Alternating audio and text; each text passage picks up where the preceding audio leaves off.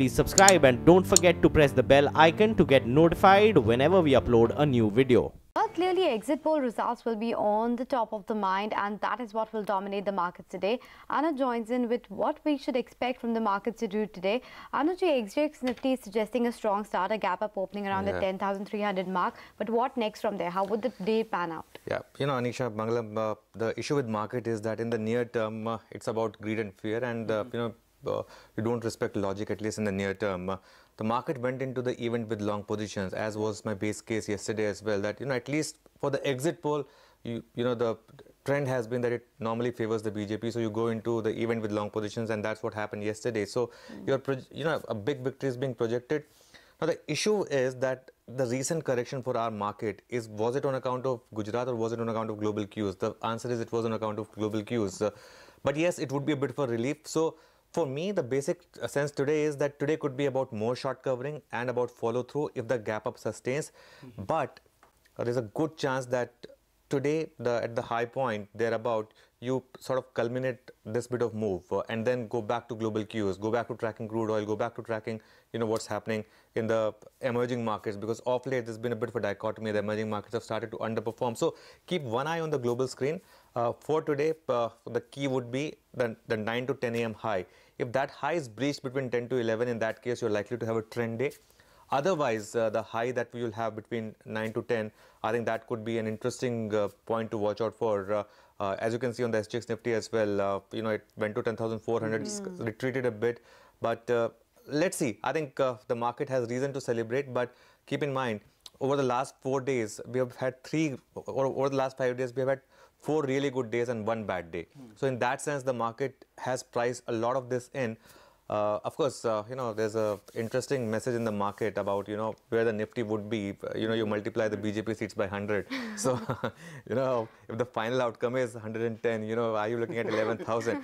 But of course, jokes apart, I think the exit poll outcome and the actual outcome, I think the market will react till Monday. But there's one more point. The fear that the market had was that if they had lost Gujarat, if the BJP had lost Gujarat, they could still do, of course, these are only exit polls. If they had done that, in that case, that would have, rendered the current government a bit of a lame duck government, because, then you'll be talking about the next big elections like MP, Rajasthan, so double anti-incumbency. It would have been maybe a populist government. Now, what you feel is that with UP now in the bag and with Gujarat, clearly, the near-term disruptors like the demonetization and GST, I mean, if you could take those kind of moves and still the public is willing to support you, in that case, you could just go all out and do, whatever you want. And I think that is something that the market would take really, positively. And that, Modi premium that we've been talking about for the market, I think that really would be a big driving factor for our market. So in that sense, if the global markets are a bit stable, that could drive the next round of re-rating, because that would mean that the next 1.5 year for this government, they would just go all out. And I think that's something that the market would like. Just a follow-up question, just for today and the Monday when the results come out. You've been talking about the frontline index. The mid-caps and small-caps, they underperformed yesterday. What do you make of that? Yeah, I think that there was, you want to go into the event with, if you want to take a risk, you rather take the risk in large caps. Because if the event goes against you, in that case, the mid caps don't offer you any exit. For example, if you had gone into this exit poll with long positions in your Adanis and, or small stocks, and if the verdict was unfavorable, in that case, those stocks would have fallen 10, 15, 20%. That would not have been the case with the large cap index. So I did absolutely nothing in that mid cap index, and that there's a good chance that the mid cap index hits new high before the Sensex and Nifty do that, because that's been the trend of this market for the last 3 years. It's been a mid-cap or, small-cap market's delight. So that, I think yesterday was just a case of, if you want to take a risk, you might as well take in, large caps rather than in mid-caps.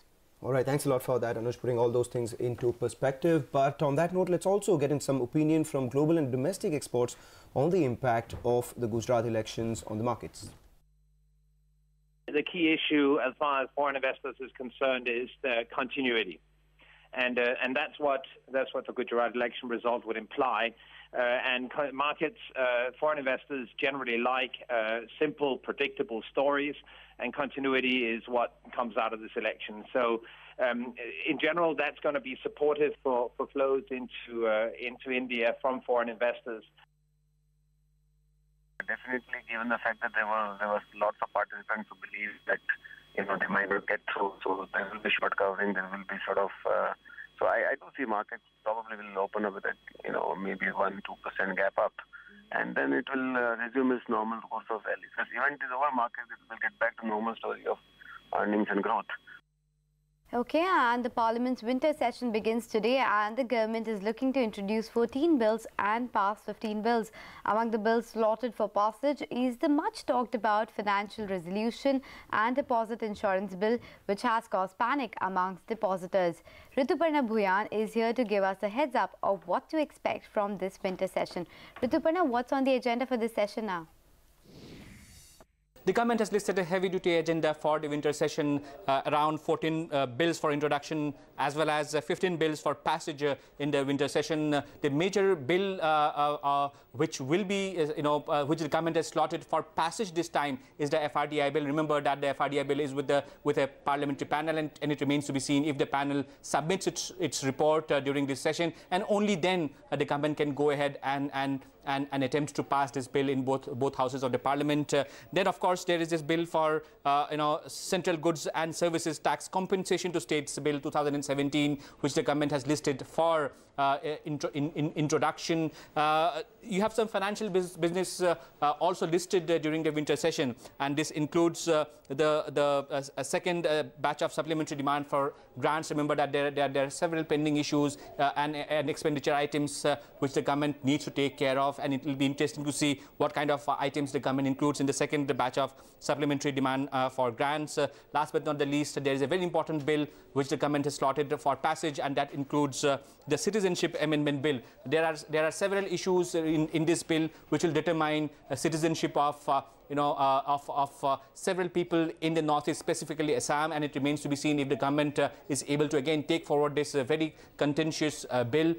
Net a heavy-duty agenda, and it remains to be seen if the opposition parties are able to raise several issues which they had promised to raise, including the issue of pricing of the Rafale deal. But of course, we'll know that only after 18th of December, when will we get to know the results of the Gujarat elections, and we'll have to wait and see if the opposition parties still go ahead and raise the issues which they promised that they will raise in the winter session. With that, it's back to you. Well, let's shift gears to the Motown. The government has formed a high-level group of only Indian auto companies to incentivize more value creation from India. The likes of Tata Motors, Ashok Leyland, M&M, Hero Moto and Force Motors are represented on the panel. We learned that the higher-level group has discussed bringing back curbs on royalty payments, higher incentives for research and development, as it seeks to position India alongside the likes of Germany, USA, Japan and South Korea as a design and engineering hub. Remember, the move to create an Indian-only panel of OEMs has rankled many OEMs who have questioned why a handful of companies are deciding on policy matters. We spoke with Vinod Dasari, the CEO of Ashok Leyland, and he went on record with his views. Have a look. For foreign OEMs, I don't think there is any country, this is my belief, I don't think there is any country in the world where there is no cap on royalty. That means you can send whatever amount outside. If that is the case, then what is the incentive for foreign OEMs to do engineering in India?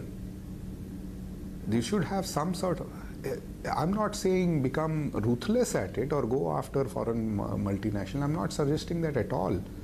There should be, when we set global benchmarks on technology and emission and regulations, we should also follow global norms on royalty and transfer prices and so on.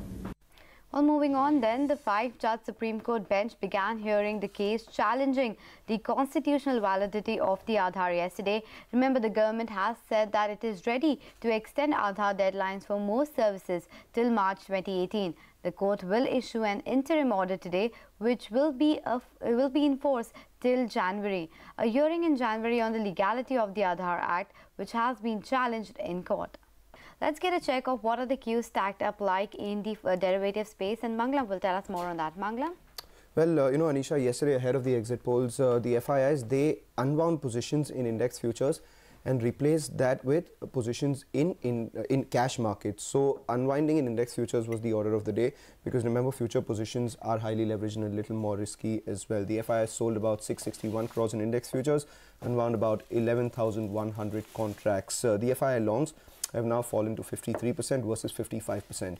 That is also good news for the bulls, given if the SGX Nifty up rally sustains, you have a 2-3% more shorts than the 45% that you had earlier to cover. So that could be a positive. And yesterday's up move was also partly led by the short covering that we saw in both Nifty and Nifty Bank. There you can see 9% open interest decline in the Nifty Bank. That's 9%, not 0, and 2.5% decline in the Nifty itself.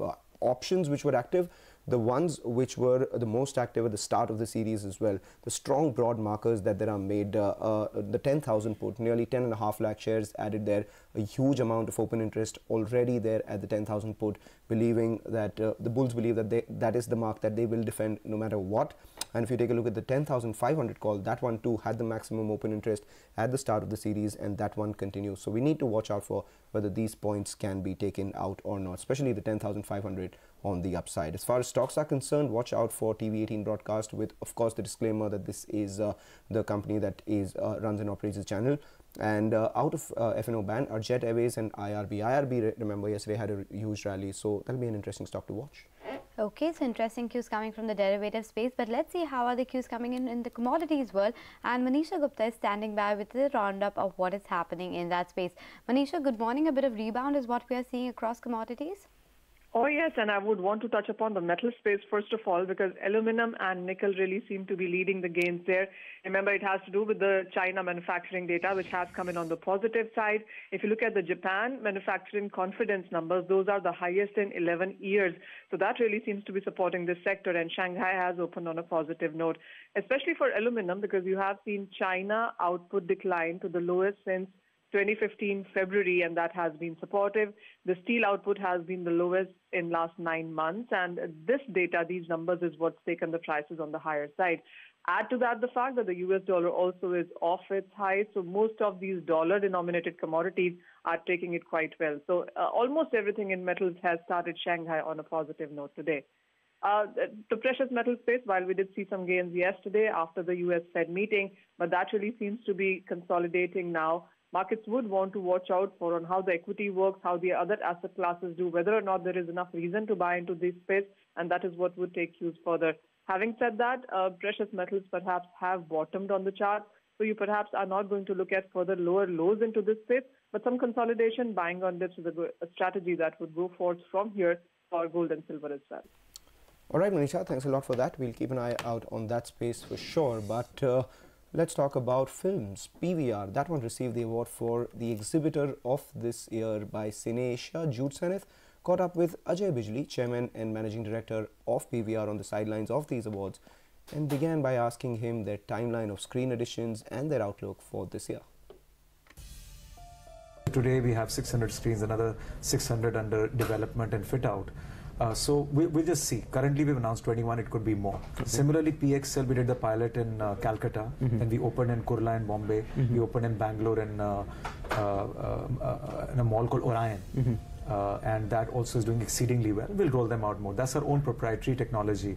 So there's no target as such, but when we see the response is very good, but we try to do it in 3-4 different markets, because India is such a diverse country, tastes and preferences keep changing. So we did one in Delhi, one in Bombay, one in Bangalore. All 3 it worked. Now we'll roll them out everywhere. Going forward, is your priority going to be more revenue per customer, or are you more focused, on the other hand, of building more seats per theatre? What's going to be your next leg of revenue add? I think it's a bit of both, but we are not looking at any crazy price increases.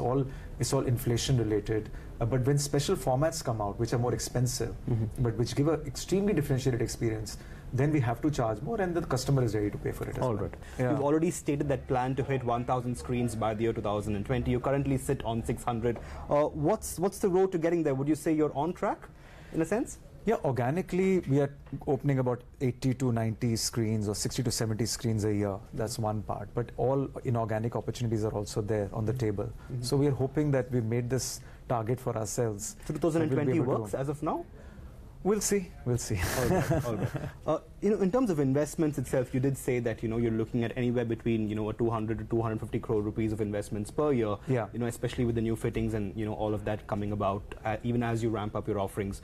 What's your outlook as far as that target is concerned? If you could give me a figure in terms of, what your investment pipeline is going to be in a couple of years' time. It's roughly this much, 250 to 300 crores. Some are new built. So as I said, if I build about 100 screens every year under fit out, and 2 crores to 2.5 crores is the screen average. Some are in small towns, some are in big towns, some are luxury, some are normal. So that number comes to 250. And then there are refurbishments, technological improvements. Our circuit is also getting dated, some of it, which opened 20 years ago. So they need refurbishment. So around 250 to 275 roughly is the per annum expenditure. What's your target in terms of ad revenue? See, ad revenues also is a function of how movies perform. So if you look at this year, the movies performance has not been very good. We had a big setback with Padmavati as well. So even advertisers want people to come inside, and it's unfair for me to charge and get advertising when the footfalls in the cinemas are low. So I think it's very temporary. I've seen in the last 20 years enough peaks and troughs. So this is another blip where content is not come as consistently as it normally comes in the third quarter, and therefore the ad revenues are impacted. Nearby on the mainland, there's of course Wanda Studios. There's always been this constant buzz about you being acquired by them. Are you in a position to, are you willing to sell some stake perhaps? Is that something? Not at all? You're ruling that out off the table? I'm loving what I'm doing. Okay, so that's the word coming in from Ajay Bijli. But remember, the most important cue for the day would be the exit poll, which suggests a BJP victory and lending this 70-point gap up to SGX Nifty. But with that, it's a wrap on Power Breakfast. We leave you with the picks of our bullseye contestants. My first buy is on Manpasand Beverages for target of 445, stop loss below 393. My second buy call is on Natco Pharma for target of 1080, stop loss below 1009. Third buy call is on DCM Sriram for target of 634, stop loss below 592. Last and final call is a buy on Rain Industries for target of 399, stop loss below 355. First call for today on the buy side is going to be Atlanta, and long positions can be created here, keeping a stop loss of 107.60 for the target of 119. Next call on the buy side is going to be Camlin Fine Science, and stop loss for Camlin Fine Science has to be kept at 110.90 for the target of 122. The third call on the buy side is going to be DCM Shriram, and stop loss for DCM Shriram has to be maintained at 589 for the target of 640. The final call on the buy side is going to be Prabhat Dairy, and stop loss for Prabhat Dairy has to be maintained at 224 for the target of 245. My first call today is a buy call in Natco Pharma with stop loss below 995 for target of 1080. My second pick is a buy call in GHCL, stop loss below 286 for target of 327. My third pick is a buy call in Jamna Auto with stop loss below 64 for target of 72. And my last call is a buy call in Agrotech Foods with stop loss below 630 for target of 725.